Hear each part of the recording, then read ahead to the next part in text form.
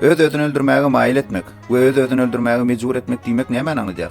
Bu edilen 73-nji jogapkärçilik barmy? Hormatly raýatlar. Türkmenistan Jinaýat kodeksiniň 106-njy maddasynyň 1-nji bölügine laýyklykda öz-özüni öldürmäge mail etmek, ýagny anandyrmak, ağlamak arkaly ýa-da başga ýol bilen beýleki adamdy öz-özüni öldürmek ýüregine dugmak oýarsa we munyň netijesinde şol adam öz-özüni öldürse ýa-da öz-özüni öldürmäge kasd etse, onda bu 70 eden adama 3 ýyl ýeni möhlet azatlykdan mahrum etmek jazasy berilýär. Awgalan maddanyň 2-nji bölügine laýyklykda bolsa, adama haýbat atmak, töhmet atmak, jydamsyz güne salmak ýa-da onuň şahsy mertebesini bir syhly kemsitmek bilen onu öz-özüni öldürmäge mejbur edilse ýa-da öz-özüni öldürmegiň kasyna düşürse, onda bu 70 eden adama 5 ýyl ýeni möhlet azatlykdan mahrum etmek jazasy berilýär. Egerde şu 70 kämillik ýaşyna ýetmedik adam babatyn edilse, onda 2 ýyl ýeni möhlet azatlykdan mahrum etmek jazasy berilýär. Hormatly adamlar, Türkmenistanyň konstitusiýasynyň 4-nji maddasyna laýyklykda döwletiň her bir raýatynyň öňüne jogapkärligi we şahsiýetiň erkin ösmek üçin şertleriň döredilmegini üçin edýändigi, raýatyň janyny, at abraýyny, mertebesini, azatlygyny, şahsy eldegilmesizligini, tebii we aýry başgalanmaz hukuklaryny goraýandygy barada belenendik hakyna aýry kıymetlemek bilen hukuklaryňyzyň Türkmenistanyň kanunçylygyna laýyklykda netijeli durmuşa geçirmegini gazanmak üçin adwokatlaryň hyzmatynyň peýdalanmaksa maslahat berýär.